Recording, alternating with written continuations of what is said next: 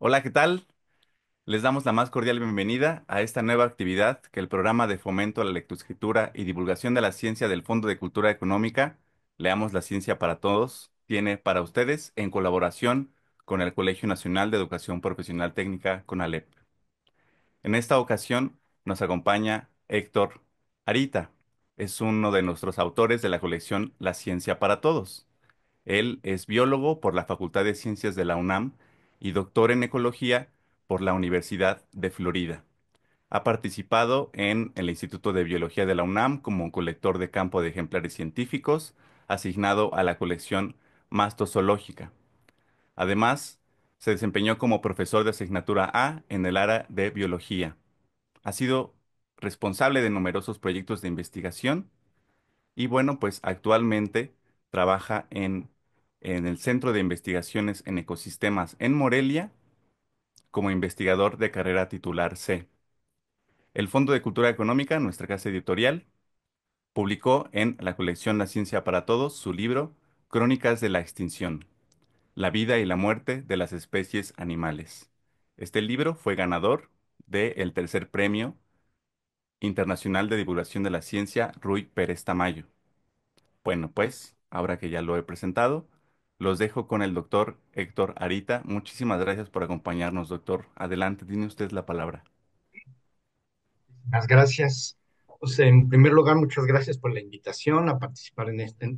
Yo siempre disfruto muchísimo estos eventos, aunque, bueno, sí debo decir, o sea, virtual ya no es lo mismo, presencial. Ojalá pudiéramos estar, juntos en el mismo lugar, pero bueno, ya son tiempos modernos, ya, y esto nos da también oportunidad de que mucha más gente participe. Entonces, de todas maneras, pues muchas gracias por la invitación y muchas gracias a todos los que se han conectado. Espero que les guste esta plática. Esto tiene que ver con una historia de especies extintas, que es el tema del libro que ya se mencionó. Entonces, pues todos saben que los dinosaurios son como el ejemplo típico de animales que ya se extinguieron, que ya no existen sobre la Tierra.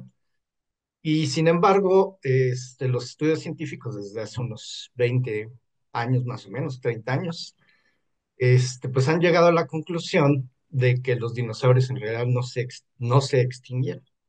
Pues esto suena así como muy, muy extraño. Entonces vamos a ver en esta plática por qué los paleontólogos han llegado a esta conclusión de que los dinosaurios no están extintos, o al menos no todos los dinosaurios. Entonces, voy a poner la presentación.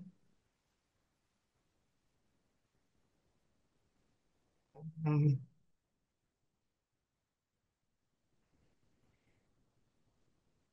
y ya se está viendo la Per- presentación, ¿verdad? Perfecto, doctor. Muy bien, excelente, gracias.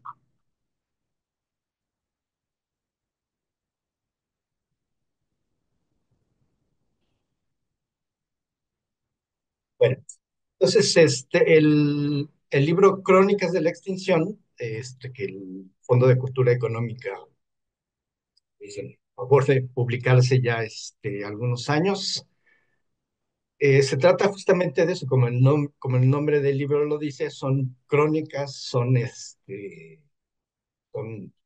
son narraciones, son historias de especies animales que ya se extinguieron.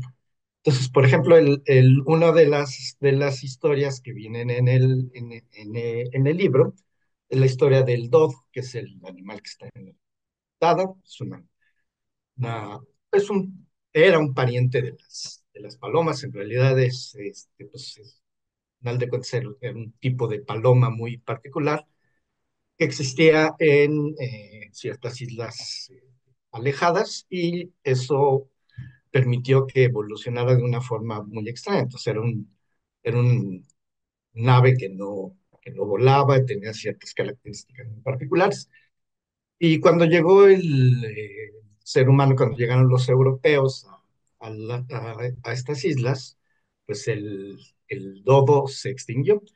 Y desde entonces, pues es como un símbolo de la extinción. Cuando vemos al dodo, incluso hay documentales, películas, caricaturas, historias de todo tipo, presentan al dodo como uno de los ejemplos clásicos de animales que ya se extinguieron. Pero el dodo es solamente uno de los millones de especies que ya no existen sobre la Tierra. Otra historia interesante es la de uno de los tipos de tortugas gigantes que existen en las Islas Galápagos. Las Islas Galápagos, ustedes recordarán, es un archipiélago que está frente a las costas de Ecuador, de hecho es parte de ese país. Y en las Islas Galápagos fue cuando Darwin en el siglo XIX visitó esta isla cuando era muy joven. Darwin tenía 22 años más o menos cuando visitó estas islas y encontró animales muy extraños. Y bueno, años después, Darwin, analizando los datos que tenía, las observaciones que había hecho en esta, en estas islas, pues fue una de las piezas importantes que le permitieron desarrollar lo que ahora conocemos como la teoría de la evolución a través de la selección natural.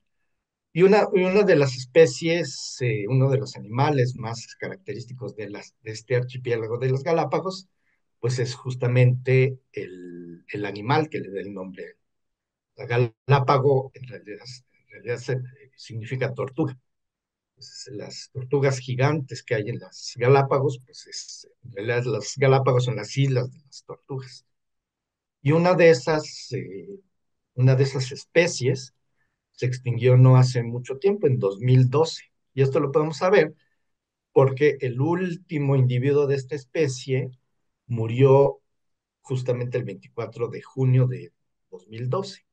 Entonces, para esta especie en particular, sabemos no solo el año, sino sabemos la fecha exacta y tal vez hasta la hora, fue en la mañana, en la que se extinguió esta especie.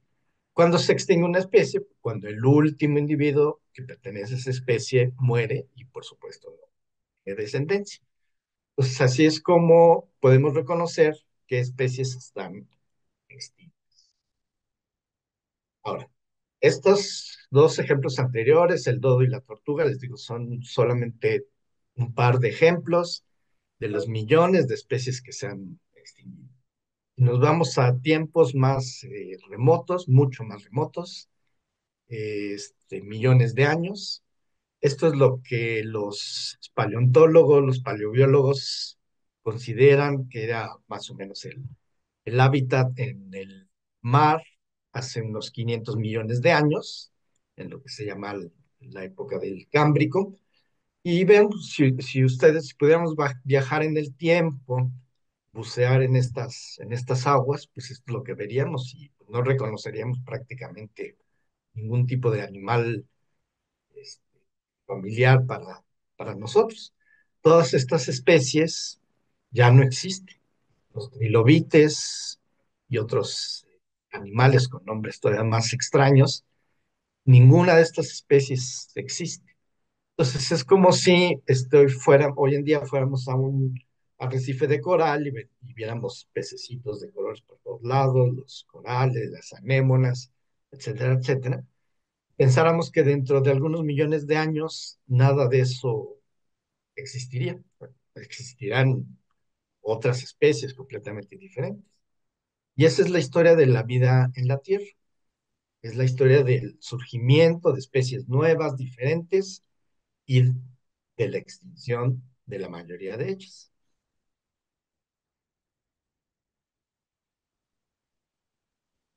Ahora, eso es hace 500 millones de años. Más recientemente, es- solo de pensar que hace no más de 11.000 años, bueno, este, hace más de 11.000 años, pero no mucho más de 11.000 años, existían sobre la Tierra toda una serie de mamíferos de gran talla, que es lo que se conoce como la megafauna. No, no es importante el término, simplemente recordar, megafauna significa básicamente animales gigantescos.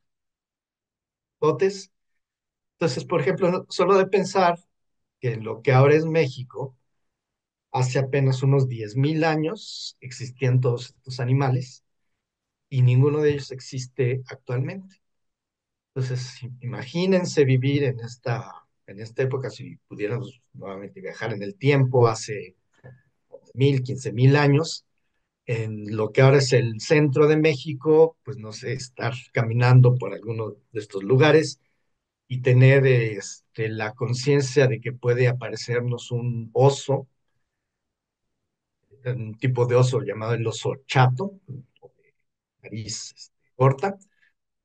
Imagínense un oso como casi dos veces, bueno, una vez y media del tamaño de un oso polar, o sea, un oso que parado puede tener hasta 4 o más metros y que pues nos pudiera estar acechando todo el tiempo por ahí.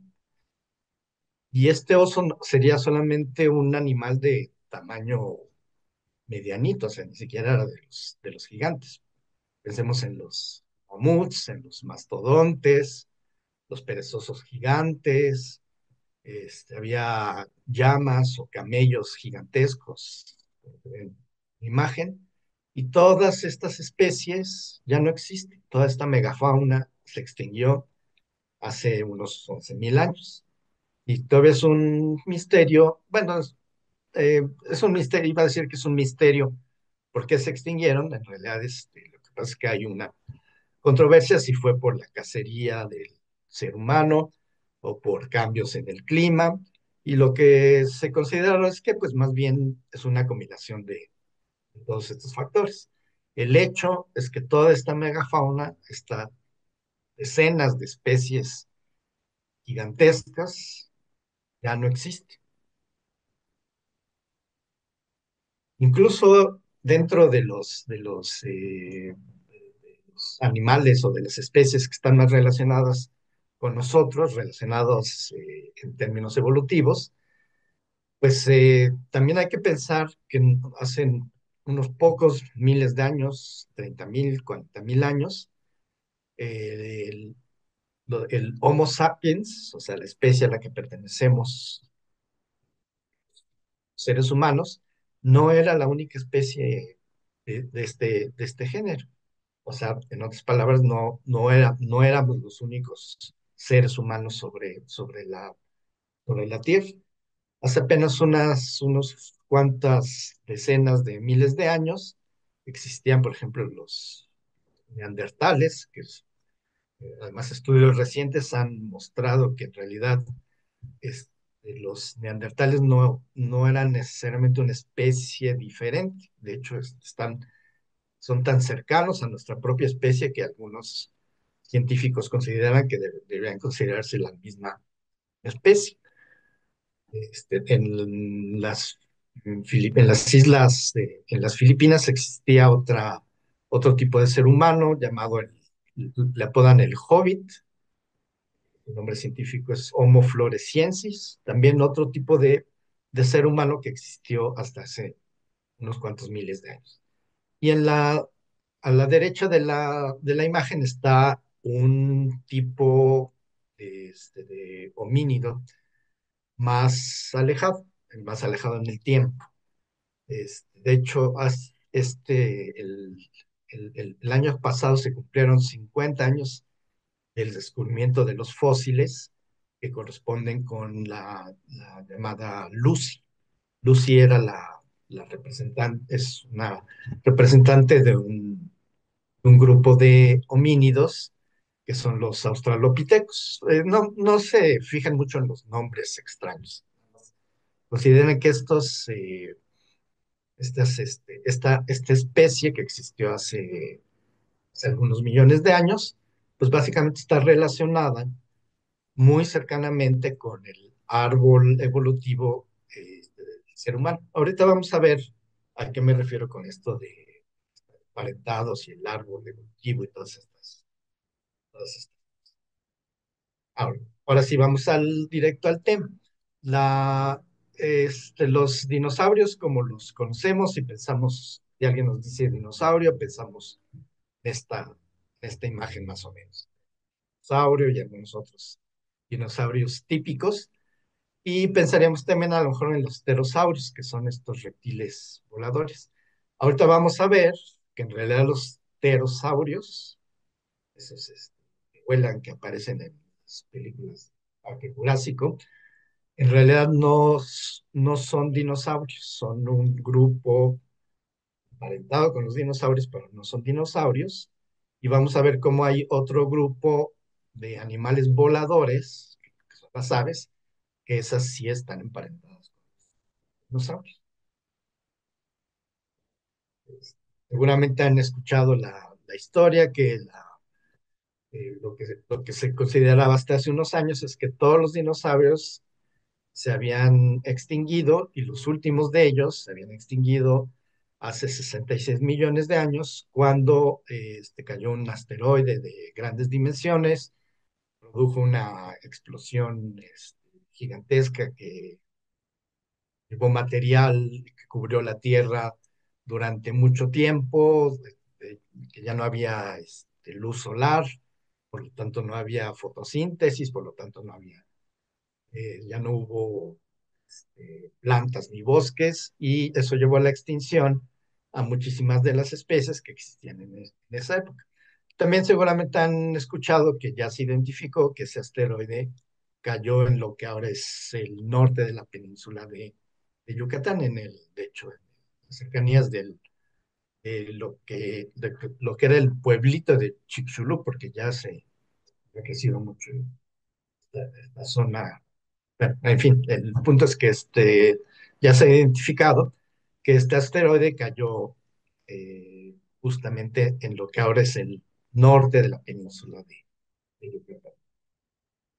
Entonces, esta es la historia que se nos contaba hasta hace unos pocos años. Todos los dinosaurios, los últimos de los dinosaurios, se habían extinguido hace 66 millones de años como consecuencia de la caída de la colisión de este asteroide con la Tierra. Entonces nos preguntamos, entonces, ¿de verdad ya no existen los dinosaurios? Estos que aparecen en el Parque Jurásico, en la película. Pues obviamente, bueno, es ficción, pero ficción, ciertas bases científicas. No nos referimos, por supuesto, a la posibilidad de crear nuevamente los dinosaurios. Sí. La pregunta es, ¿ya no existen los dinosaurios? ¿Se extinguieron los dinosaurios? Les adelanto la respuesta. La respuesta es que no se extinguieron todos los dinosaurios. Sí existen todavía algunos dinosaurios. Lo que pasa es que ahora los conocemos con otro nombre. Conocemos como aves o como pájaros. Entonces, la próxima vez, bueno, ahora que salgan, se termine esta plática, cuando salgan y vean ahí un pajarito volando o escuchen el canto de otro pajarito, vean un águila volando, lo que sea, piensen que están viendo un dinosaurio. Esos son los dinosaurios que no se extinguen. Todas estas especies, todos estos tipos de aves y de pájaros como los conocemos. Ahora, bueno, ya les contesté la pregunta y ahora lo que sigue pues es ver por qué los científicos han llegado a la conclusión de que no todos los dinosaurios se extinguieron y que las aves son en realidad dinosaurios, por lo tanto pues, son los representantes de este grupo y son los representantes que obviamente no se extinguieron. Pues vamos a ver por qué decimos esto. Entonces, por qué los científicos dicen que las aves son dinosaurios?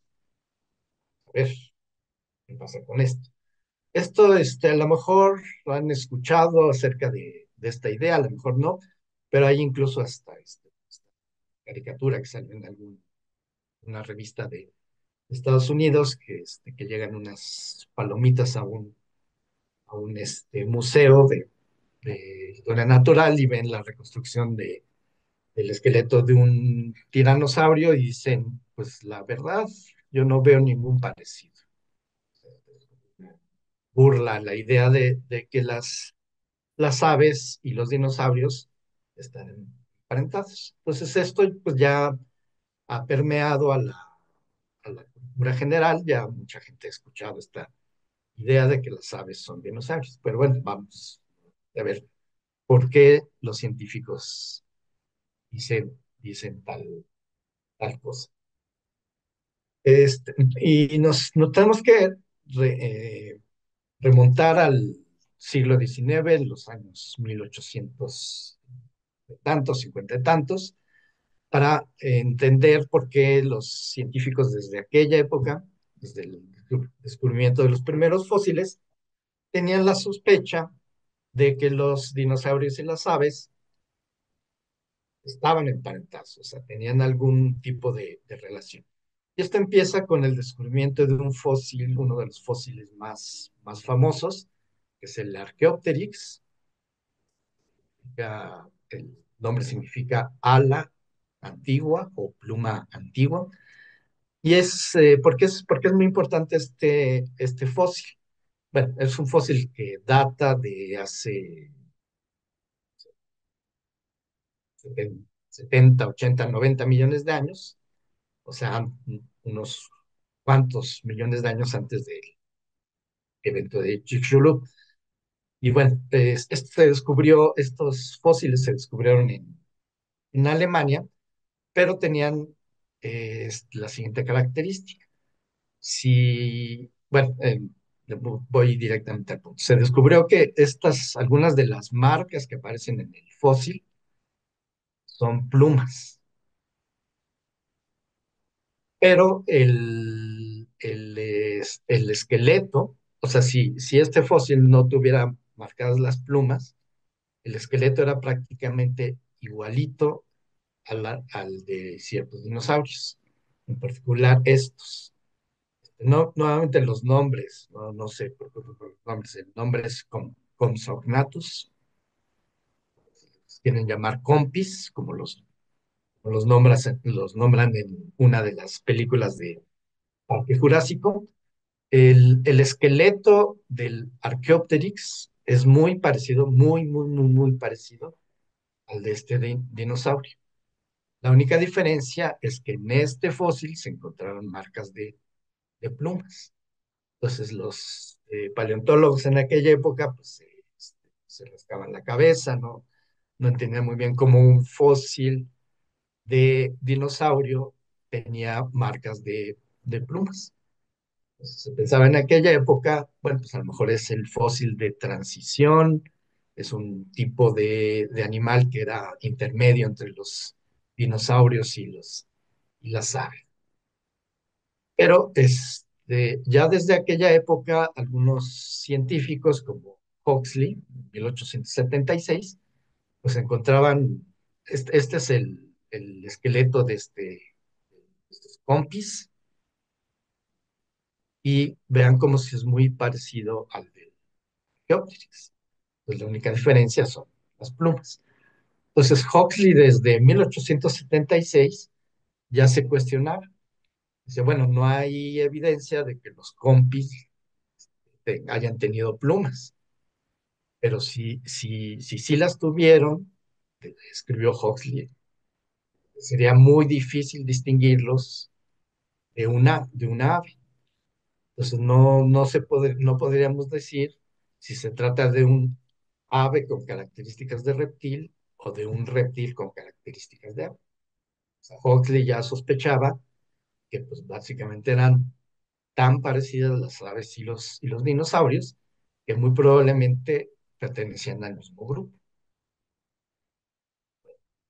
Ya desde los años 90, se empezaron en China, se encontraron una serie de fósiles. Era cada vez más común encontrar fósiles con marcas de plumas. Entonces, por ejemplo, esta especie de dinosaurio se llama Sinosauropteryx. Básicamente lo que significa esto es que es un dinosaurio que se descubrió en China y que probablemente tenía un tipo de ala o de pluma. Entonces, esto se encontró en los años 90 y estudios posteriores se ha podido reconstruir. En realidad se veían de esta forma. Nuevamente, si este fósil se hubiera encontrado nada más las marcas de los huesos, se hubiera reconstruido seguramente como el... Y, pero como se encontraron estas marcas de plumas y además con ciertas técnicas muy ingeniosas y sofisticadas, se puede reconstruir incluso el color que tienen estos animales. Entonces se piensa que este animal,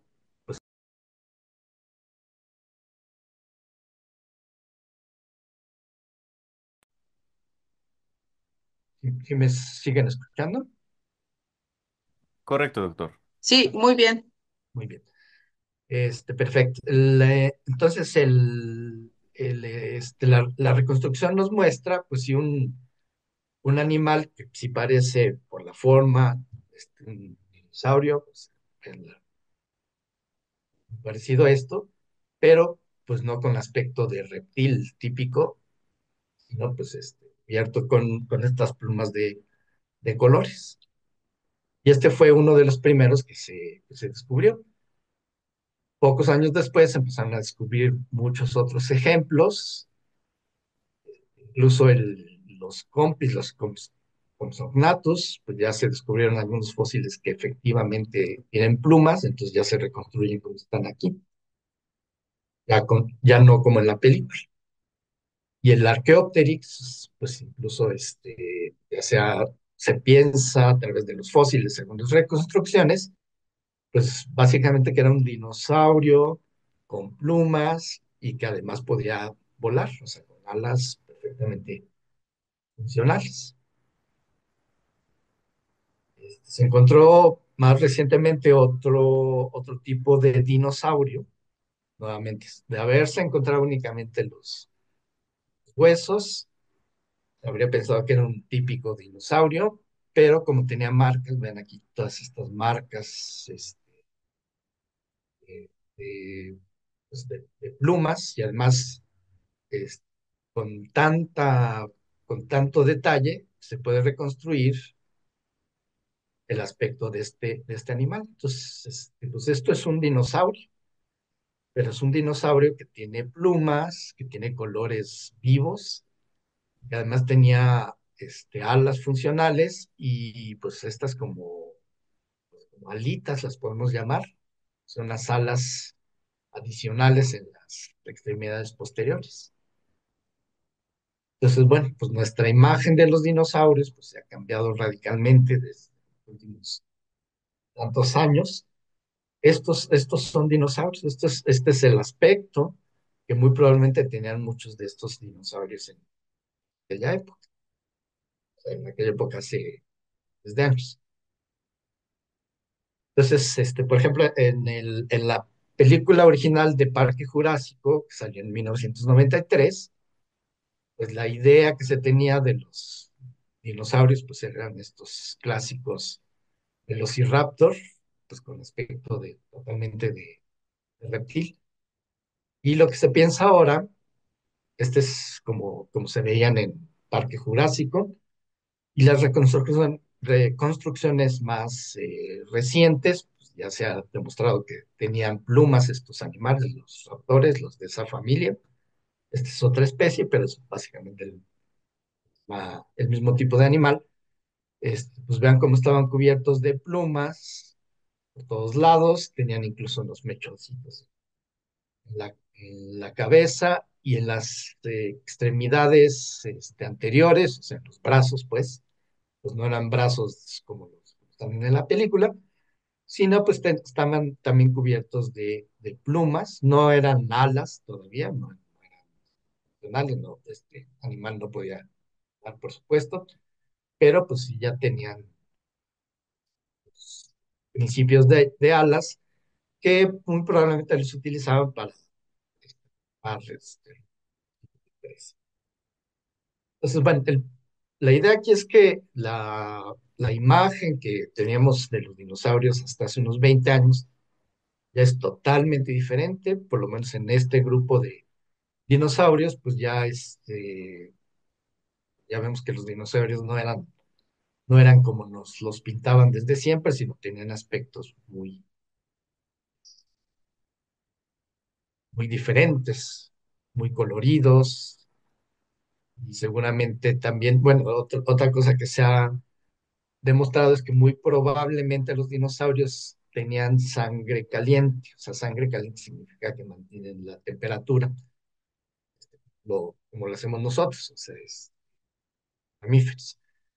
Es- El ser humano típico pues tiene una temperatura de alrededor de unos 37 grados Celsius, y las aves son el otro grupo actual que también tienen, coloquialmente se llama la sangre caliente. Técnicamente se llama esto que son homotermos, que significa básicamente que mantienen la misma temperatura en diferentes condiciones. Entonces, a diferencia de los reptiles actuales, los dinosaurios también, bueno, no solo algunos de ellos no solo tenían plumas, sino eran capaces de mantener la temperatura interna. O sea, eran de sangre caliente, no eran de sangre fría, los reptiles. Bueno, ahora, todas estas son evidencias de que las aves y los dinosaurios en realidad pertenecen al mismo grupo. Entonces, la siguiente pregunta es, bueno, entonces, ¿qué pasó? ¿Las aves dieron origen a los dinosaurios o los dinosaurios dieron origen a las aves? Es una pregunta razonable. Bueno, ¿qué fue primero? ¿Qué aparecieron primero? ¿Las aves o los dinosaurios? Y cuál evolucionó hasta convertirse en el otro grupo. Bueno, pues una de las objetivos de esta plática es mostrar por qué ninguno de estos dos es correcto. Los dos son incorrectos. No es que las aves hayan dado origen a los dinosaurios, ni que los dinosaurios hayan dado origen a las aves. Punto que voy a tratar de explicar a continuación es que no es ninguno de estos casos es el correcto, sino que los dos grupos pertenecen a la misma familia evolutiva. O sea, los dinosaurios son aves y las aves son dinosaurios. No es que uno haya dado origen al otro. Pues para entender cómo funciona esto, voy a usar un ejemplo más familiar, a la vez, sí, realmente es familiar. ¿Ok? Vamos a imaginarnos que existen dos personas, una que se llama Carlos Ramos, que vive en México, y Marina Ramos, que vive en Perú, pero son parientes, saben que tuvieron un ancestro español, del cual los dos son descendientes, por eso tienen el mismo apellido. Vamos a suponer, todo esto es ficticio, o sea, no existen estas personas ni nada, pero los nombres ni nada, nada de eso. Pero vamos a suponer que el origen de esta familia es en España, no sé, durante la conquista o algo así, hace 500 años. Y vamos a suponer que en algún momento un señor Fernando Ramos de esta familia de España tuvo descendencia, tuvo dos hijos, vamos a ponerlos así, y uno de ellos, o sea, un hijo de Fernando Ramos, llamado Juan Ramos, se fue a vivir a Nueva España o a México,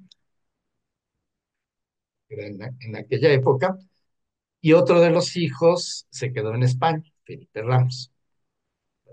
Este Juan Ramos, ya en Nueva España, que ahora es México, tuvo descendencia y Carlos Ramos es descendiente de esta línea. Mientras tanto, el Felipe Ramos, que se quedó en España, años después, alguno de sus descendientes, bueno, la mayoría de ellos se quedaron en España, y hay un señor Oscar Ramos en España que es descendiente de esta línea que se quedó en España.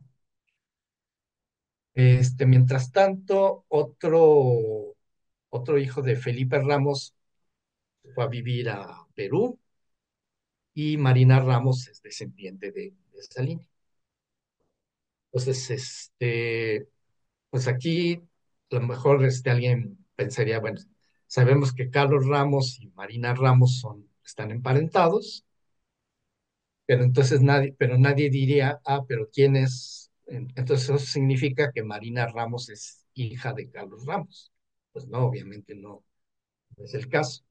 Ni Carlos Ramos es hijo de Marina Ramos. No son descendientes uno del otro. ¿Qué es lo que tienen en común? Tienen en común un ancestro, tienen un ancestro en común. Entonces pues en todo caso serían primos lejanos o algún tipo de parentesco de ese tipo. Pero evidentemente pertenecen a la misma gran familia Ramos porque son descendientes del mismo, o sea, tienen un ancestro en común. Entonces, pues sería ilógico, no tiene ningún sentido preguntar quién desciende de quién. Marina desciende de Carlos o Carlos desciende de Marina. En este caso no tiene ningún sentido. Bueno, pues es lo mismo con los dinosaurios. La evolución de los dinosaurios nos muestra que, bueno, bueno, esto sucede dentro de los seres humanos en unas cuantas generaciones. Aquí estamos hablando de millones de años de evolución.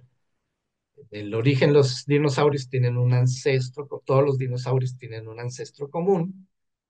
Algunos se convirtieron en cierto tipo de dinosaurios clásicos, los triceratops, otros son brontosaurios, y algunos tuvieron descendencia y se convirtieron en los tiranosaurios y los raptores, etcétera, etcétera. Y una de las ramas es la que da origen a las aves. Y todos estos grupos existían hace 60 y tantos millones de años. Ahora, durante el evento de Chicxulub, se extinguieron todas estas ramas y se extinguieron muchas de las especies de estas aves o de estos dinosaurios emplumados y solo sobrevivieron algunas de las especies de estos dinosaurios emplumados. Y después de 66 millones de años, pues han evolucionado en lo que ahora conocemos las aves. Entonces, nuevamente, pues como en este caso de Marina y Carlos, pues no podemos decir, ah, pues entonces que estos dinosaurios emplumados descienden de estos dinosaurios o al revés. Pues no, no es que uno descienda del otro. Están emparentados porque tienen un ancestro común. Son, digámoslo así, son primos evolutivamente hablando. No son descendientes uno del otro. Pertenecen al mismo grupo porque tienen un ancestro común que existió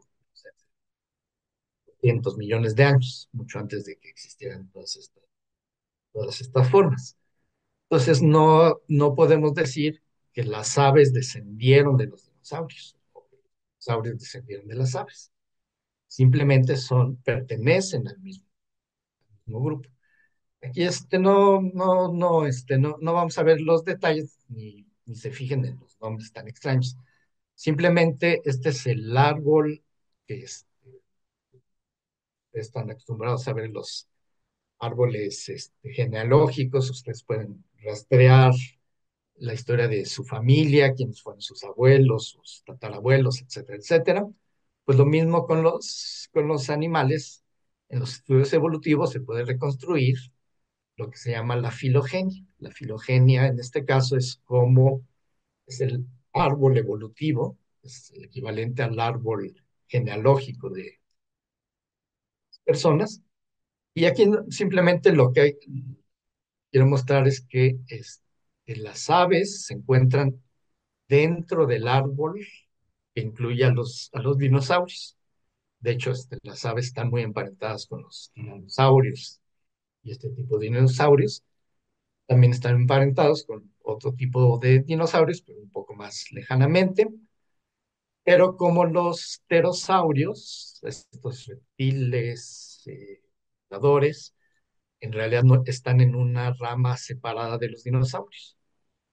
Las aves están mucho más emparentadas, de hecho están dentro del grupo de los dinosaurios.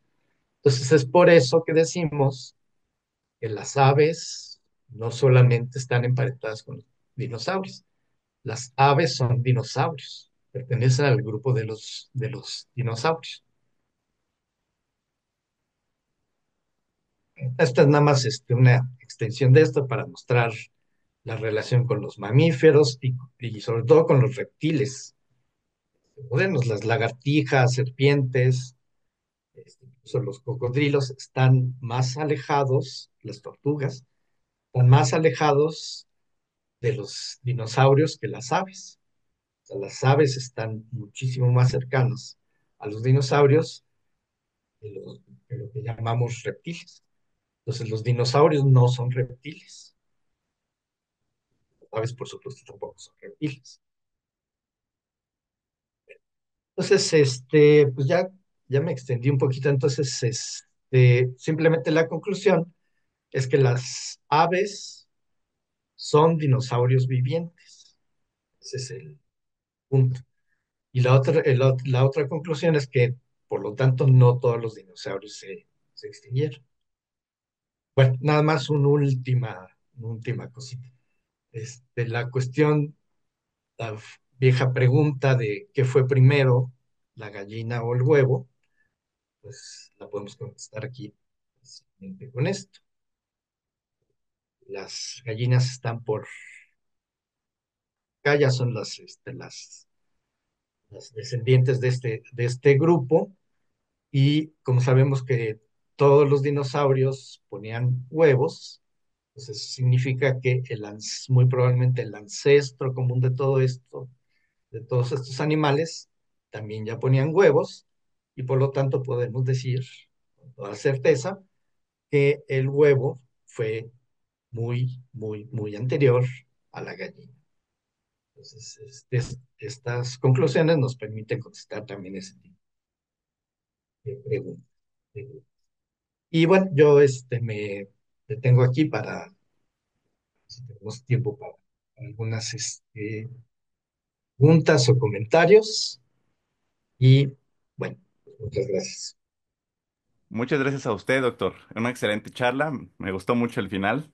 Este, Y bueno, también queremos darle las gracias a todas las personas que nos han acompañado hoy, a las partes directivas del Colegio Nacional de Educación Profesional Técnica hasta Quintana Roo. Rafael, que nos está escuchando desde Metepec, muchísimas gracias, Rafael, gracias por todo tu apoyo. A todos los planteles que nos acompañaron de CONALEP desde Chiapas, nos acompañaron desde Coahuila, al Colegio de Bachilleres del Estado de Morelos, muchas gracias por acompañarnos también.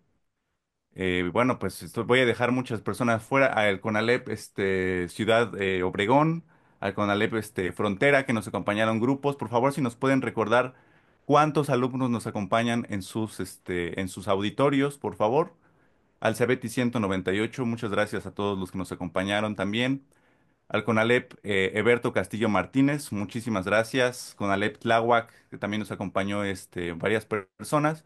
Al CONALEP Tonalá también. En fin, por favor, los que me falten, pónganos en el chat, perdón, de dónde nos acompañan, por favor, y de qué estado, a qué estado pertenecen. Por supuesto, ahora Ceti, vamos a... Ajá, yo adelante. digo los CETIS, Sí, porque por desde favor. GETI hay también varios grupos y varios CETIS, el 160, el 98. Hay varios también Así del es. sistema de GETI. Bienvenidos. Bueno, Valen quiere tomar la palabra. No sé si Antonio me pueda apoyar, para que le demos la palabra por si tiene alguna pregunta, alguna duda, algún comentario.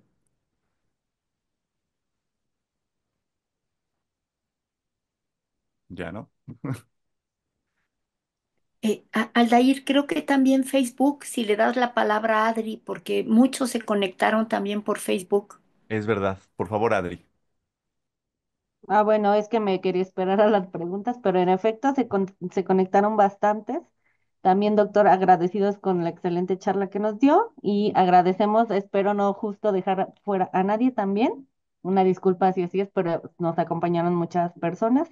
Y pues les agradecemos al CONALEP Cancún 3, CONALEP 100, no, 67, CONALEP 139 de Ometepec, CONALEP 70, CONALEP 112, CONALEP 171, CONALEP 101, CONALEP 112, CONALEP 99, CONALEP Juárez de Chiapas, CONALEP 49 de Sonora, CONALEP Comitlán, CONALEP de Villahermosa, CBT 198, CONALEP CBT 168 de Guanajuato. Y bueno, entre otros, y aparte los que se conectan de manera particular.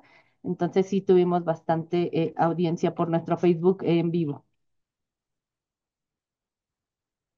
Muchas gracias, Adri. Pues les recordamos también a los compañeros de Facebook que nos pueden dejar ahora sí en los comentarios sus preguntas, algún comentario que nos quieran hacer. También por aquí en Zoom les recuerdo a todos los que nos acompañaron, muchas gracias. Ya nos están poniendo de dónde nos acompañan. Nos faltaron un montón, ahora que estoy viendo, desde Puebla también nos vieron desde prácticamente todo el país, doctor. Muchísimas gracias, fue un éxito su charla. Es un tema muy interesante porque pues todos estamos muy familiarizados con la figura, digamos, de los dinosaurios, pero hay ciertos temas que todavía siguen intrigándonos, ¿no? Y bueno, pues creo que todos tenemos esa curiosidad de saber por qué son considerados justamente lo que nos estaba comentando usted, ¿no? Por qué son considerados dinosaurios y fue maravilloso, doctor, la verdad. Excelente, excelente. Muchas gracias. ¿Alguien tiene alguna pregunta, algún comentario? Adri, en nuestro Facebook.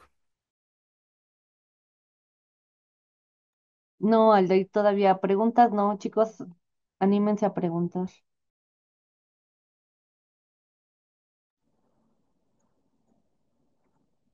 Y de los grupos que están con maestros en algún salón, Aldair, ¿no tendrán algunas preguntas? Como les comentaba al principio de la charla, nos pueden decir y les abrimos el micrófono para que nos puedan dar sus comentarios o sus preguntas. Carlos, ¿Owen tiene alguna pregunta? ¿Gustas, hacerla por el chat o por el micrófono? Te escuchamos. Sí, hola, buenas tardes. Disculpe, yo tengo una pregunta. Adelante. Es- ya ve que se hicieron varios tipos de dinosaurios voladores, ¿no? Entonces, ¿cuál era uno de los más grandes? Perdón, ¿se hicieron varias qué? Es que no escuché esa parte. Me ¿Cuál, parece que cuál era de los dinosaurios voladores más grandes que hubo? Ah, sí, bueno, hay que recordar, en realidad no los pterosaurios, como se conocen, no eran dinosaurios en un grupo separado, pero de ese grupo ahí se descubrieron en Texas unos fósiles de de uno de estos animales, de estos pterosaurios, que le pusieron el nombre refiriéndose a Quetzalcóatl. Entonces, el nombre científico de este animal extinto de hace millones de años justamente hace referencia a Quetzalcóatl. Y bueno, pues imagínense un animal volador, un pterosaurio, que no eran dinosaurios, ¿listo? Pero que la extensión de las alas eran como unos 15 metros. Es- Eso, o sea, tenía de tamaño este animal. No sé, imagínense, bueno, obviamente en la película de Avatar son animales ficticios, pero pues están basados en ese tipo de animales. Entonces, en la primera película de Avatar, estos animales voladores que vivían en Dora, los que vieron la película se los pueden imaginar, pues más o menos ese es una reconstrucción aproximada, digamos, de cómo eran estos pterosaurios y más o menos del tamaño que tenían.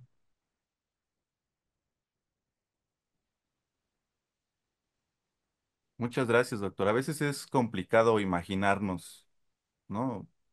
Las dimensiones de unos animales tan grandes como usted comentaba sobre la megafauna. Aquí ya tenemos algunas preguntas aquí en nuestro Zoom, doctor.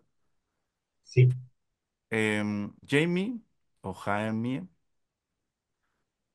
tiene una pregunta sobre el tema de los animales extintos. Él pregunta, es que lo que tengo entendido es que quiere saber más o menos como cuánta cantidad de animales se han extinguido en la historia de la vida en el planeta. perfecto.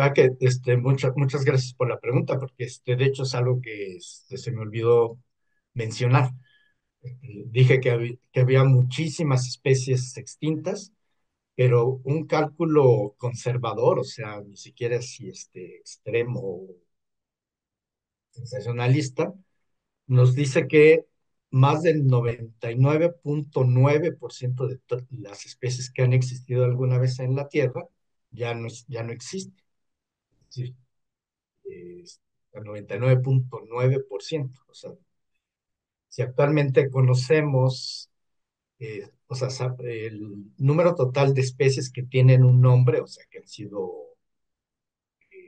escritas por algún científico, pues no rebasa los 2 millones de especies conocidas actualmente. Y eso solamente es el punto 1%, o sea, es el punto 001 de todas las especies que alguna vez existieron. Entonces, en otras palabras, pues debe haber habido en la historia de la vida sobre la Tierra, pues conservadoramente, cientos de miles de millones de especies que ya no existen. Increíble, doctor. Ok, déjeme darme un respiro. Ahora vamos a la siguiente pregunta. Esta nos llega del doctor Pedro, que nos escribe desde Guanajuato, del CETI 160. Él pregunta, doctor, ¿por qué la evolución en Australia fue tan severa para las especies? Aunque la evolución o la extinción. Nos pone aquí que la evolución, pero Bueno, severas y, o sea, si significa por qué son tan diferentes los animales en Australia, pues es la cuestión del aislamiento. Una de las, eh, por ejemplo, cuando Darwin visitó las Islas Galápagos, se dio cuenta que había animales parecidos a los que existen en América, pero diferentes, o sea, no exactamente los mismos, pero muy parecidos. Por ejemplo, la tortuga gigante de Galápagos es muy parecida o parecida a a una especie de tortuga que hay en Sudamérica, que es la tortuga del Chaco. Y así pues vio los famosos pinzones, los pajaritos estos. Los Galápagos tienen muchas formas, también son parecidas a especies que están en la continente, en Sudamérica. Bueno, entonces el razonamiento llevó a Darwin a la conclusión de que en las Islas Galápagos lo que había sucedido es que como estaban separadas del continente, tuvieron una historia evolutiva diferente. O sea, el aislamiento es una de las fuerzas que produce la separación de las especies. Entonces, lo que ahora es Australia, eh, no sé, hace algún tiempo, o sea, mucho tiempo, de hecho estuvo unido a Sudamérica, a la Antártida y a África. Bueno, hace mucho tiempo, estoy hablando de millones de años. Entonces ahí hay animales muy antiguos que descienden de esos animales que existían en todos estos, todos estos,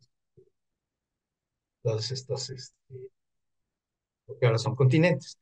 Después, a lo largo de los millones de años, se separó Australia, se separó Sudamérica, se separó la Antártida, y ya que cada región desarrolló animales particulares. Entonces, por ejemplo, en Australia sobrevivieron los marsupiales y se diversificaron ahí, todo tipo de marsupiales, desde los canguros hasta unos que parecen ratoncitos, etcétera, etcétera. Y curiosamente, bueno, no curiosamente, el único otro lugar donde existen naturalmente marsupiales es en Sudamérica. Bueno, y los que han invadido Norteamérica, como los chihuahuas, son originarios de Sudamérica. Entonces, esa es una de las pruebas de que Australia y Sudamérica estuvieron unidos en algún tiempo, porque tienen ese ancestro común de los marsupiales. Entonces, este grupo solo sobrevivió, pues en Australia hay decenas, cientos de especies de marsupiales. En Sudamérica hay bastante menos, pero sí, también hay una gran diversidad. Y así sucedió también en Australia con otros grupos. Como Australia estuvo separada por millones de años de otras masas continentales, pues desarrolló toda una serie de animales que serían extraños para nosotros. Y otro ejemplo está ahí enfrente de Australia, en Nueva Zelanda, pues existió toda una serie de especies de aves, se llaman moas, que son como avestruces, pero todavía más, bueno, como más diversificados. O sea, había moas de todos tamaños, formas, hábitos, etcétera, etcétera. Y evolucionaron en Nueva Zelanda también porque en las dos más islas principales de Nueva Zelanda estuvieron aisladas por millones de años. Entonces, ese aislamiento es lo que produce esa gran diversificación, no es que haya una tasa de evolución más alta, simplemente es que se desarrollan animales, plantas que son diferentes. Excelente, doctor. Y, por ejemplo, si nos remontáramos a las primeras ramas de este árbol genealógico, Vladimir nos pregunta, ¿cuál es el dinosaurio más antiguo que se conoce? Esa es una buena pregunta. No tendría la respuesta hacia la mano, pero sí, o sea, no sé el nombre, pero lo que se identifica como dinosaurio como tal, habría que recordar cuál es la definición, cómo distinguimos a ese dinosaurio ancestral de grupos que evolucionaron más o menos por la misma época. Si no me crean mucho en esto, después si tienen curiosidad por el dato preciso, lo buscar rápidamente, pero debe haber vivido hace unos 200 millones de años, probablemente por ahí, 220 millones de años, y pues era algo que pues, sí parecía a la imagen que tenemos de los dinosaurios, ¿se acuerdan de los estegosaurios, que son los que tienen unas como placas en la parte de la espalda? También salían en Parque Jurásico, que tienen una cola que parece como un arma para defenderse. Más o menos de ese tipo eran los primeros dinosaurios. Y les digo, deben haber vivido hace unos 200 millones de años. Y, doctor, nos ha presentado imágenes, ¿no? De cómo es que Hollywood ha plasmado a los dinosaurios. Y en ese sentido, Sam del CONALEP de Temixco nos pregunta sobre la dieta de los dinosaurios. ¿Realmente unos eran totalmente carnívoros o otros eran herbívoros? ¿Cómo era la cosa más bien? Sí, pues esto se tiene que reconstruir a través de lo que se llama la anatomía comparada. O sea, ¿por qué suponemos, por ejemplo, que un tiranosaurio se alimentaba de carne? Pues bueno, pues, hay que ver el tamaño y la forma del cráneo, los dientes sobre todo, pues para convencernos de que pues, era un animal que se alimentaba de carne. Ahora, hay debate, todavía existe este debate que si los tiranosaurios realmente eran cazadores o eran carroñeros. Esa posibilidad que en realidad, como nos los pintan, que eran unos superdepredadores que se alimentaban de otros dinosaurios, algunos paleontólogos piensan que en realidad eran carroñeros, se alimentaban de dinosaurios que ya estaban muertos. Pero por la forma, el tamaño del cráneo y otras características, pues se puede reconstruir, se puede suponer la dieta que tenían. Por ejemplo, de los brontosaurios, estos dinosaurios gigantescos de 30 metros con el cuello larguísimo, pues se ve que eran herbívoros por el tipo de dientes, por la forma del cuerpo, todo esto comparándolo con animales actuales. De muchos otros dinosaurios, pues no hay forma clara de saber exactamente de qué se alimentaban, pero pues, a juzgar por el tamaño y por el tipo de dientes y la complexión, pues sí podemos afirmar que pues, había una gran variedad de dietas. Algunos seguramente se alimentaban de insectos.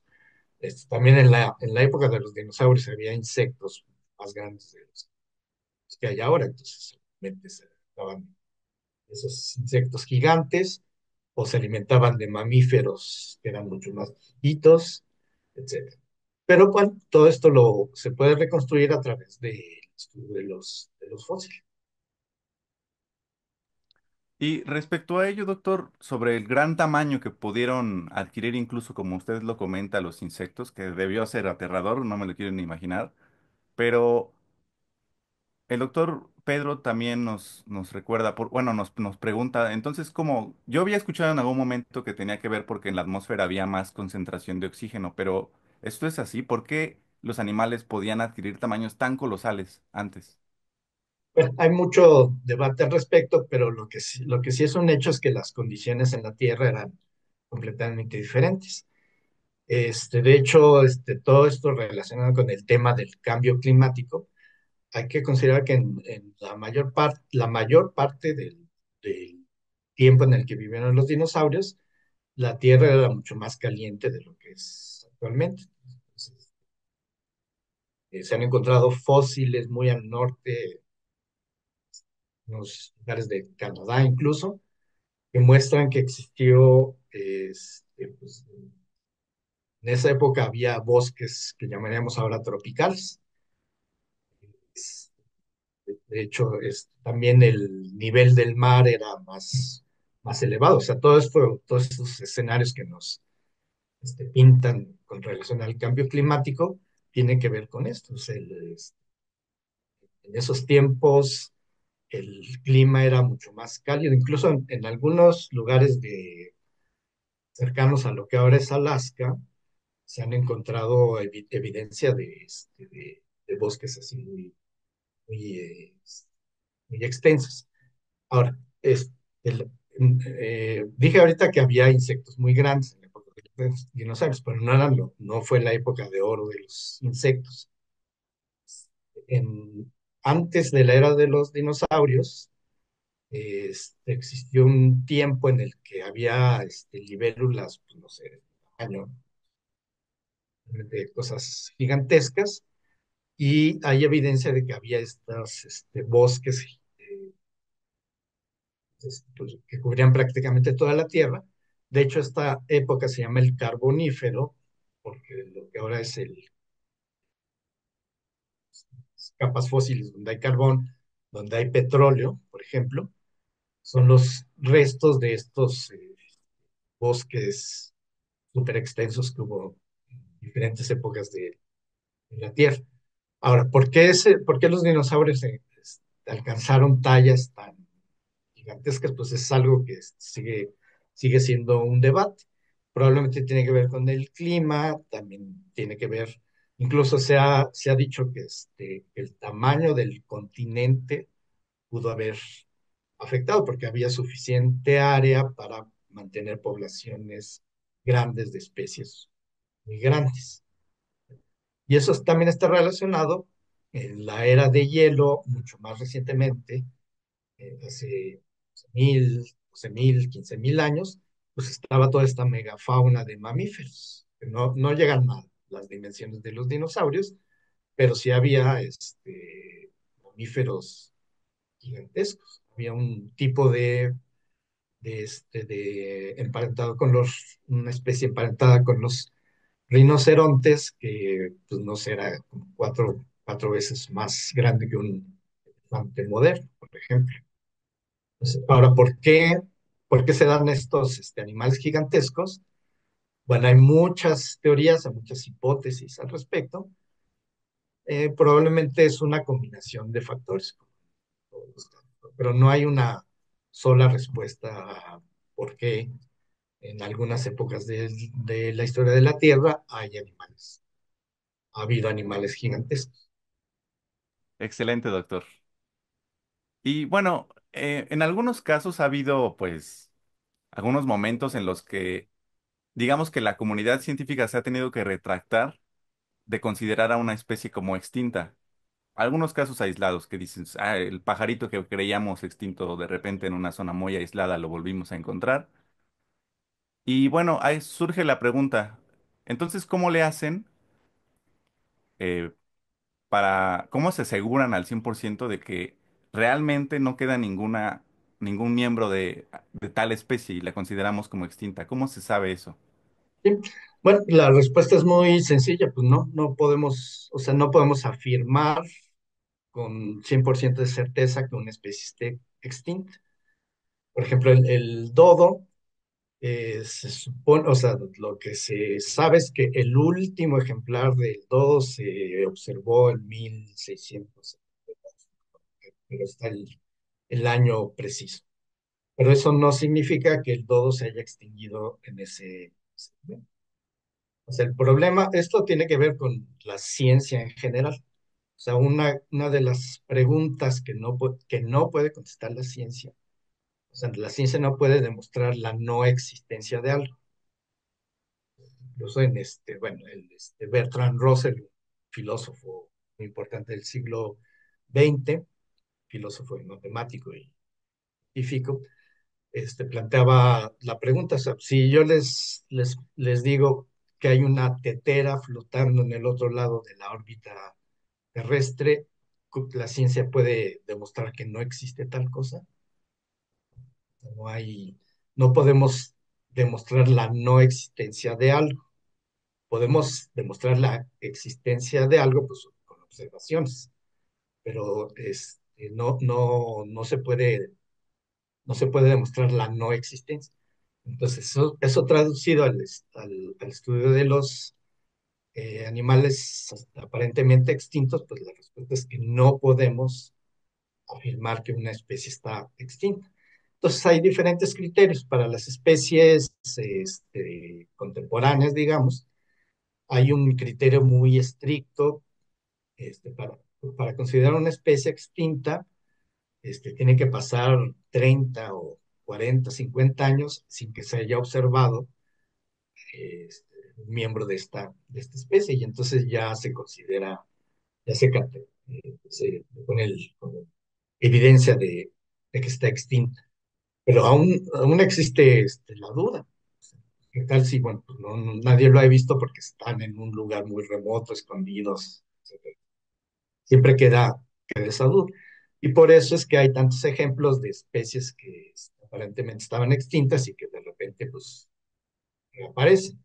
No es que hayan estado extintas y regresaron a la vida, por supuesto. Simplemente nadie las había visto. Ahí la historia de una especie de roedor, de una ratón grande o rata, que creo que es en Filipinas, bueno, en algún lado del sureste de Asia, que se consideraba extinta, se había considerado extinta por décadas, y de repente un biólogo que estaba, este, ni siquiera de trabajo, estaba de paseo, fue a un mercado, y bueno, en los mercados, en estos lugares hay de todo tipo de animales, y le llamó la atención pues un tipo de roedor que vendían ahí como comida. Y pues resulta que era una de esta especie que se supone que estaba extinta, que se pensaba que estaba extinta desde décadas antes. Pues, bueno, entonces la respuesta es que no, pues no podemos afirmar que una especie esté extinta. Y por eso hay historias estas de que pues, hay exploradores, los llamados criptozoólogos, que van a lugares remotos de África buscando evidencia de que todavía existen los dinosaurios en algún lugar remoto. Bueno, y otra historia, en Sudamérica todavía hay evidencia del perezoso gigante, o sea, todos conocen los perezosos, árboles y que se desplazan muy lentamente, que tienen carita bien tierna, etcétera, etcétera. Bueno, hace 15.000 años existían perezosos de 15 metros de alto, bueno, unos 10 metros de alto, digamos, bueno, o sea, gigantescos. Y hay evidencia de que en Sudamérica, en algunas partes de Sudamérica todavía hace unos 6.000, 5.000 años existían estos animales. Entonces hay gente que también hace expediciones en Sudamérica buscando estos animales. A lo mejor todavía andan por ahí.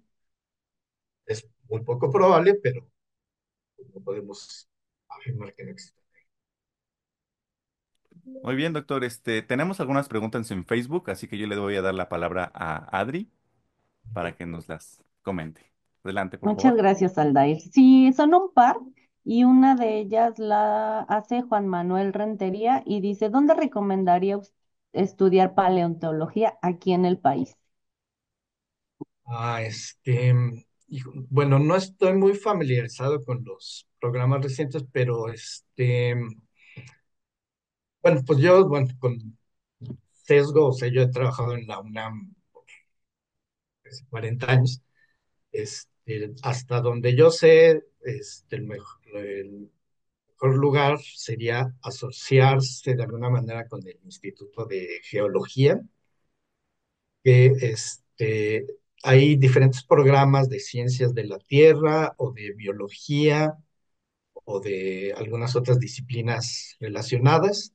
Nuevamente, mostrando mi sesgo, pues yo sugeriría estudiar primero la rama de biología y luego ya una especialización en asociación con el Instituto de Geología y para pues ya enfocarse al estudio de lo que ahora se llama la paleobiología, porque paleontología es simplemente el estudio de los fósiles y lo que se llama la paleobiología es ya estudiar pues, las características, la ecología, etcétera, etcétera, de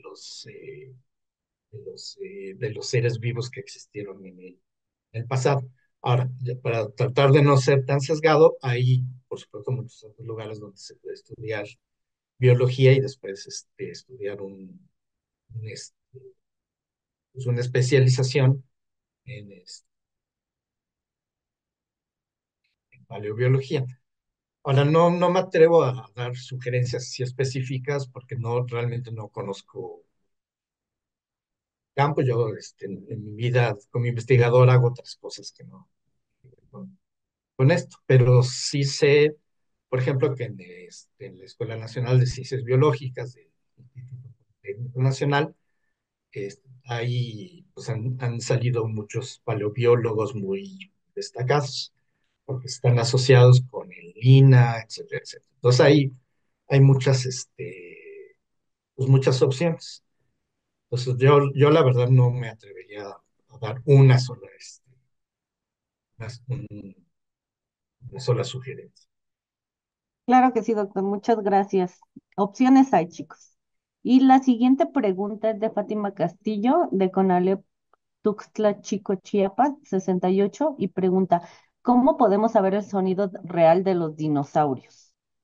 ¿Hay alguna manera?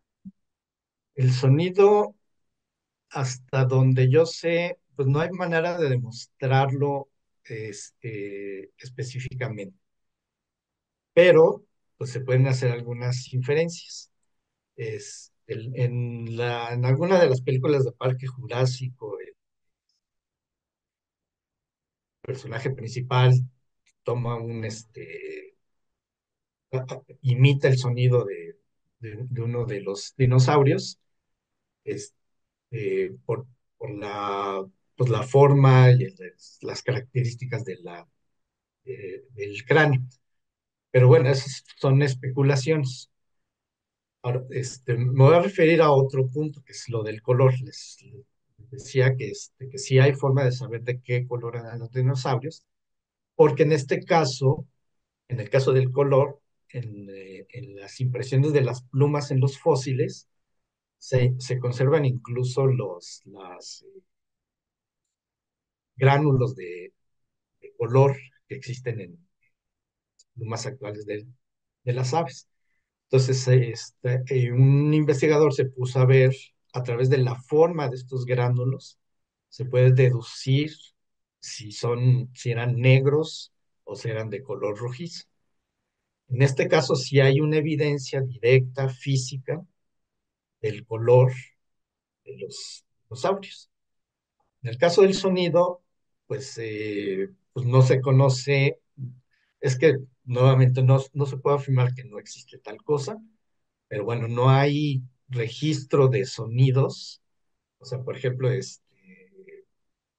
nosotros no podemos saber, por ejemplo, algo que no se sabe en realidad es cómo hablaban los romanos, o sea, cómo se pronunciaba el latín clásico. ¿Por qué? Porque no hay registro de sonidos.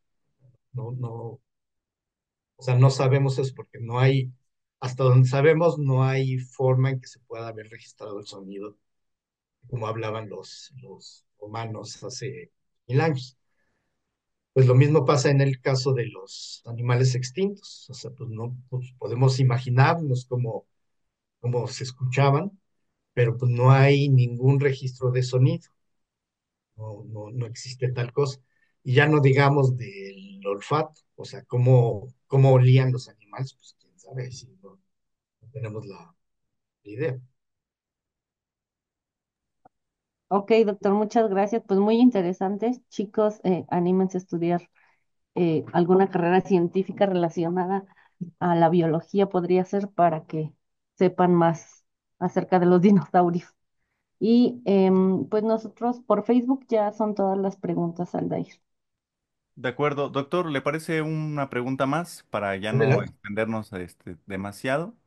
adelante. Bueno, pues seguramente se, se siguen descubriendo, ¿no? Nuevos dinosaurios. No, como usted lo bien lo comenta, durante estos últimos años, la concepción que tenemos de ellos ha cambiado muchísimo gracias a los estudios. Entonces, ¿cuál es el dinosaurio más reciente que se ha descubierto? ¿Y cuáles son sus características? Esta pregunta nos la hace llegar, ahorita lo encuentro, ahorita les digo. ¿Cuál es, doctor? Pues no lo sé. No estoy actualizado y además, pues se están descubriendo, ya hay ha aumentado muchísimo el ritmo con el que se descubren cosas nuevas, pero no sé, lo más reciente, así que sea muy significativo, pues son estos ejemplos que les he puesto en lugares en China que han encontrado estos fósiles muy bien preservados, que por cierto, además, bueno, ya me estoy saliendo de la pregunta, pero es interesante que muchos de estos fósiles también los han encontrado ya no en el contexto de donde estaban el depósito, sino hay todo un mercado de fósiles. Entonces, algunos de estos los han encontrado pues, en realidad no es muy legal esto, pero pues así es como funciona. Los han encontrado en este tipo de sitios. Entonces, bueno, yo no sabría cuáles son los descubrimientos más recientes, pero los más recientes significativos son todos estos descubrimientos de los fósiles en los depósitos en China, que nos han demostrado presencia de las plumas y han cambiado completamente el panorama. Correcto, O sea, más doctor. reciente, no sé si se refería a cuál se ha descubierto más recientemente o cuál. Sí, sí, en efecto, el más nuevo, sí. Pues bueno, doctor, dejamos algunas preguntas, pues al aire. Muchísimas gracias por su tiempo. Ya nos extendimos casi una hora y media. Muchas gracias por acompañarnos. A los compañeros en el chat les agradecemos mucho sus comentarios. Recuerden que sí pueden ver animales extintos actualmente en los museos o si visitan el internet los pueden encontrar muy fácilmente. Jamie, a ver, sí, sigan habiendo dinosaurios y convivimos con ellos el mundo, así que tu pregunta ya está. Y bueno, los demás, pues muchísimas gracias por sus comentarios muy graciosos y pues por sus preguntas tan interesantes. Les agradezco mucho. Laura, ¿quieres decir algo? Ay, no, pues gracias a todos. Bueno, fue un éxito, doctor. Lo Muchas vieron gracias. de toda la República y muchos chicos que seguramente se van encantados. Muchísimas gracias. Al contrario, muchas gracias a todos. Sí, fue linda, fue muy interesante. Pero todo el entusiasmo de tantos grupos, muchas gracias a los sistemas educativos que nos acompañaron.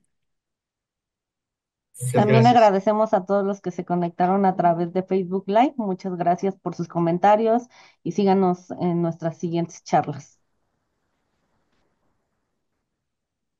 No olviden leer el libro del doctor Arita, Crónicas de la extinción, la vida y la muerte de las especies animales.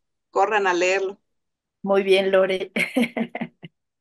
Bueno, y participen en el 19 concurso Leamos la Ciencia para Todos. Está abierta el registro y consulten las páginas del fondo. Pues eso, gracias.